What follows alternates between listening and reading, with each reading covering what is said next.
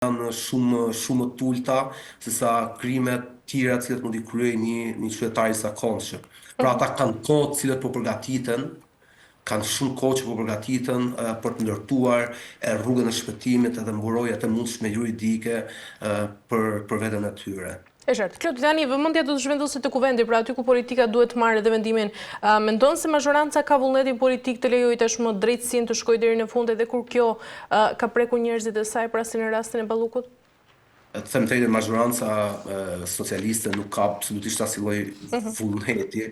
Të kesh vullnet do të thotë të jesh paraprakisht njeri i lirë, të jesh një njeri i cili mbron disa ideale, të jesh një njeri i cili e ke të shenjtë interesin publik edhe respektimin e ligjit. Mazhoranca aktuale janë një grumbull njerëzish pa anonim, pas një subjektivitet, pas një respekt për veten e tyre, cilët votojnë në mënyrë ushtarake, edhe tek ajo mazhorancë nuk duhet të shohim realisht përfaqësuesit e popullit, siç mund të quhen deputetët e Republikës së Shqipërisë ose përfaqësuesit e sovranitetit popullor, po të shohim thjesht disa buretin, disa kukulla të Edi Ramës, cilët në mënyrë mekanike e ngrejnë kartonin dhe marrin vendime sipas mesazhit, cilin do t'ju aqojë në telefonat e tyre ose në grupin e WhatsAppit, ta u lanë balla. Në këtë kuptim, mazhoranca parlamentare nuk ja vlen as të merrim me ta, as të diskutojmë dhe as ta analizojmë. Kemi 12 vjet korrupsion dhe këtë qeverisë dhe nuk kemi pasi deputet dalë jashtë rreshtit. E gjithë retorika e tyre do ta shohësh me vëmendje është totalisht e përqendruar tek ironizimi, humori, cirku, parodia, estrada, pavarësisht se marrin 3-4 milion lekë të vjetra, rrogë në muaj, dieta, qera, edhe gjitha shpenzimet e tjera. Mazhoranca socialiste, ka kohë që Partia Socialiste nuk është më parti, në kuptimin që të ketë njerëz që kanë vullnetin e tyre, që të ketë grupe që shprehin oponencën edhe kritikën.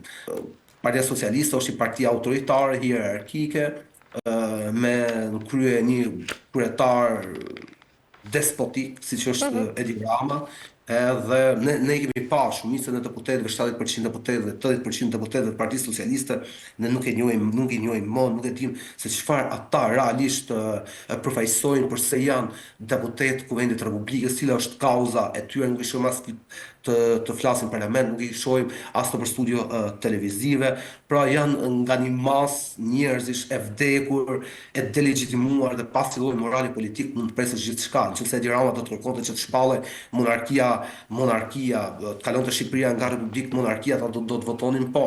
Pra, nëse Edi Rama do të kërkonte që ata të shfuqizonin institucionet si SPAK-u, do të votonin pro. Domethënë ata nuk kanë absolutisht asnjë lloj përgjegjë, asnjë lloj ndërgjegje politike edhe institucionale. Në këtë kuptim. Mirë, Klodi, për shkak të kohës duhet ta mbyllim edhe një pyetje të fundit për sa i përket edhe protestës së organizuar ditën e sotme nga Partia Demokratike. Si është gjetur organizim dhe cili është synimi i opozitës?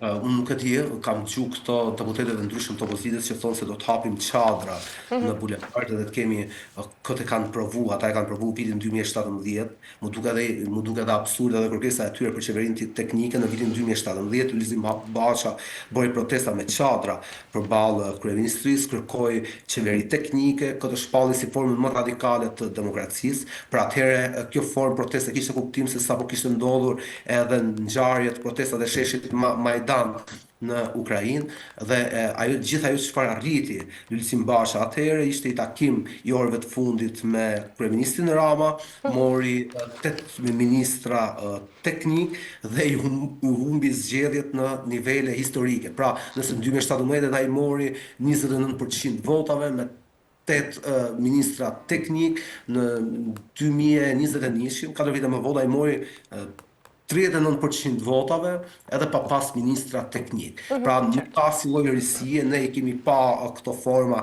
cilat i shpallin si radikale, mundem me ta përshkruaj teatrin dhe çfarë do të ndodh me përpikmëri, se veç 2017-s ne kemi pa edhe një formë të tillë rezistencë edhe nga Edi Rama në 2010, nëse ju kujtoni, madje të kombinuar edhe me grevë urie, dhe e pam si gjithçka, çdo retorikë radikale u mbyt përmes ndërmjetësimit evropian të krizës, përmes darkave qoftë tek krokodili në Bruksel, qoftë tek zyrat e kuvendit, tek arritja e kompromiseve, të cilat në fund ditës nuk arritën absolutisht asiloj rezultati. Dhe më duket sikur protesta dhe këto forma po përdoren si mjete për të refuzuar një reformim real të vetes tyre.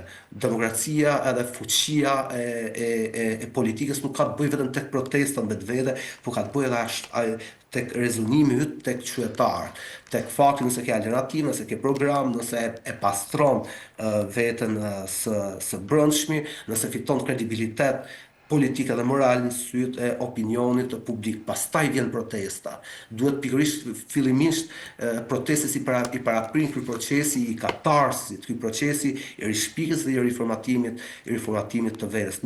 Përmes protestës më duket sikur opozita nuk do të mbys vetëm domethënë këtë opinionin e jashtëm publik, por do të mbys edhe opinionin e brendshëm, kritikat e brendshme politike nga eksponentët e vet. Pra po përdoret një mënyrë autoritare i mjet i cili është kundër autoritarizmit siç është protesta. Po unë them drejtën, mendoj se nuk kam pritshmëri, edhe mendoj se do të ripërsëritet, më duket e trisht nganjëherë, duket sikur gjithçka në këtë vend është një ripërsëritje e vazhdueshme dhe e përjetshme e së njëjtës, sigurisht me disa ndryshime të vogla.